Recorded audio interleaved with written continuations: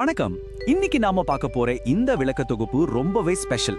சகஸ்ரார பயிற்சி பத்தி தான் நாம ஆழமா அலச போறோம். இது ஏதோ கண்ணை மூடிட்டு செய்யற சாதாரண தியானம் கிடையாதுங்க. நமது உடலையும் மனசையும் பிரபஞ்ச ஆற்றலையும் எப்படி ஒன்னா இணைக்கிறது அப்படிங்கறத பத்தின ஒரு அட்வான்ஸ்டு வழிகாட்டுதல் இது. சரி, முதல்ல விஷயத்துக்கு வருவோம். இந்த பயிற்சியோட அல்டிமேட் குறிக்கோள் என்ன? சிம்பிளா சொல்லணும்னா, நம்ம நிலத்தேகத்துல, அதாவது இந்த உலகத்துல நாம் வாழக்கூடிய பௌதிக உடம்புல இருக்கிற சகஸ்ரார சக்கரத்தை அலைன் பண்றதுதான், அதாவது சீரமைக்கிறது. சகஸ்ராரங்கிறது நம்ம உச்சந்தலையில இருக்கிற ஒரு பிரபஞ்ச நுழைவாயல்னு சொல்லலாம். ஸ்ரீ மகாவிஷ்ணுவோட அருளால பிரபஞ்ச ஆற்றலோட நம்ம முழுமையா கனெக்ட் ஆகிறதுக்கு இந்த முழுமையான சக்கர சீரமைப்பு ரொம்பவே அவசியம்னு இந்த ஆவணங்கள் சொல்லுது. இப்போ முதல் பகுதியான மனதையும் உடலையும் எப்படி தயார்படுத்துறது அப்படிங்கறத பாப்போம். இவ்வளோ பவர்ஃபுல்லான ஒரு பயிற்சியை ஆரம்பிக்கிறதுக்கு முன்னாடி நாம எப்படி உட்காரணும் அப்படிங்கறதுல ரொம்ப கவனமா இருக்கணும். இந்த மொத்த மூச்சு பயிற்சிக்கும் நீங்க கட்டாயமா பத்மாசனத்துல மட்டும்தான் உட்காரணும்.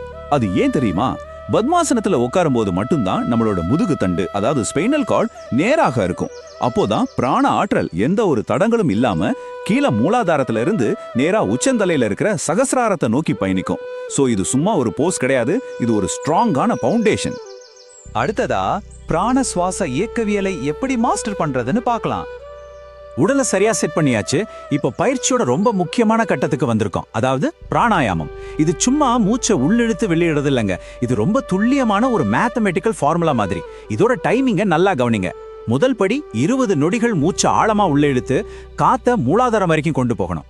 ரெண்டாவது படி அந்த மூச்சை அப்படியே 20 நொடிகள் மூலாதாரத்திலே நிறுத்தி வைக்கணும். இதுக்கு பேர் தான் கும்பகம். இப்போ அங்க ஒரு பெரிய எனர்ஜி உருவாகிறத நீங்க ஃபீல் பண்ணுவீங்க. மூணாவது படி ரொம்பவே சேலஞ்சிங்கானது. அந்த மூச்சை ஒரே அடியா வெளியே விடாம 20 நொடிகள்ல 20 தடவையா சின்ன சின்னதா கொஞ்சம் கொஞ்சமா ஃபோர்ஸா வெளியே தள்ளணும். இந்த 20-20-20 அப்படிங்கிற டைமிங் தான் உங்க பிராண ஆற்றலை கண்ட்ரோல் பண்ற சீக்ரெட். இந்த பிரம்மாண்டமான சுவாச சுழற்சியை நாம எத்தனை தடவை பண்ணணும்னு நினைக்கிறீங்க? எக்ஸாக்டா 7 முறை. ஆமாங்க, ஸ்ரீ மகாவிஷ்ணுவை மனசார வேண்டிக்கிட்டு இந்த 20-20-20 மூச்சு பயிற்சியை கரெக்டா 7 தடவை ரிப்பீட் பண்ணணும். இது நம்ம உடம்புல இருக்கிற 7 முக்கிய சக்கரங்களை ஆக்டிவேட் பண்றதுக்கான ஒரு மாஸ்டர் கீ மாதிரி செயல்படுது. சரி, மூச்சு பயிற்சி முடிஞ்சது.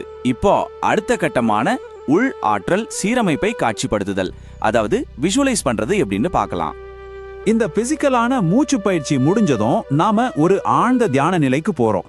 இங்க நாம எப்படிப்பட்ட ஒரு காட்சிய மனசுல நினைக்கிறோம் அப்படிங்கிறது தான் ரொம்ப முக்கியம்.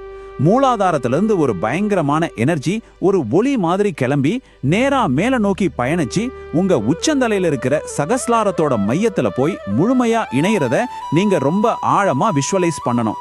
நீங்க எழுப்பின அந்த மூலாதார ஆற்றல் சகஸ்ராரத்துல மெர்ஜ் ஆகிறத அப்படியே ஃபீல் பண்ணுங்க. இந்த தியானத்தோட அடுத்த லெவல் இன்னுமே பவர்ஃபுல்லானது. உங்க உடம்புல இருக்கிற எல்லா சக்கரங்களும் ஒரே நேரத்துல விரிவடைஞ்சு சுருங்கி ஃபைனலா அப்படியே ஒரு நேர்கோட்ல வந்து நிக்கிறத நீங்க உணரணும். இதை எப்படி இமேஜின் பண்ணலாம்னா, உங்க உடம்பு ஒரு பெரிய பைப்பு மாதிரியும் அதுக்குள்ள எல்லா சக்கரங்களும் அச்சு பிசுகாம பெர்ஃபெக்டா ஒரே நேர்கோட்ல அலைன் ஆயிருக்கிற மாதிரியும் நீங்க மனசுக்குள்ள பார்க்கணும். இது ஒரு அட்டகாசமான ஃபீலிங் இல்லையா? இப்போ ஒரு முக்கியமான கனெக்ஷனை பத்தி சொல்றேன். ஒரு பக்கம் நம்ம உடம்புக்குள்ள நாம எழுப்புன அந்த உள்ளாற்றல், இன்னொரு பக்கம் பிரபஞ்சத்தோட தெய்வீக ஆற்றல். இந்த தியானத்தோட பீக் ஸ்டேஜ்ல உங்க சகஸ்ரார சக்கரமும் ஸ்ரீ மகாவிஷ்ணுவோட சுதர்சன சக்கரமும் ஒன்னா சேர்ந்து செயல்பட்டு உங்க நிலத்தேகத்தை முழுமையா சீரமைக்கிறத நீங்க ஆழமா உணரணும். அதாவது நீங்க தனியா இல்ல, உங்க ஆற்றலும் பிரபஞ்ச சக்தியும் ஒன்னா சேர்ந்து வேலை செய்யுது அப்படிங்கறத புரிஞ்சுக்கணும்.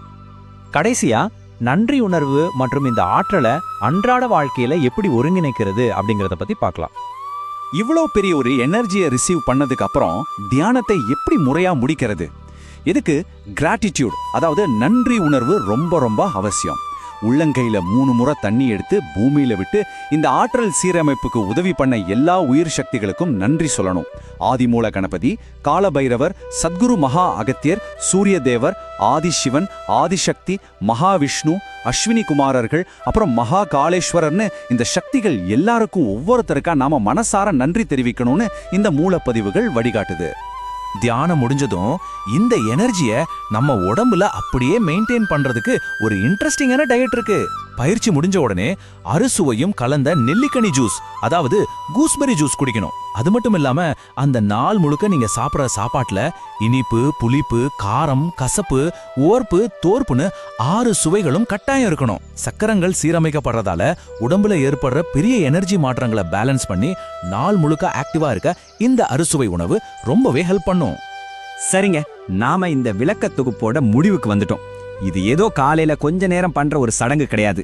உங்க சக்கரங்கள் எல்லாம் நேர்கோட்டுல சீரமைக்கப்பட்டு பிரபஞ்சத்தோட நீங்க இணைஞ்சதுக்கு அப்புறம் அந்த மாபெரும் தெய்வீக ஆற்றலை உங்க டே டு டே லைஃப்ல உங்க வேலைகள்ல எப்படி நீங்க பயன்படுத்த போறீங்க, இதை நீங்களே உங்களுக்குள்ள கேட்டுக்கோங்க.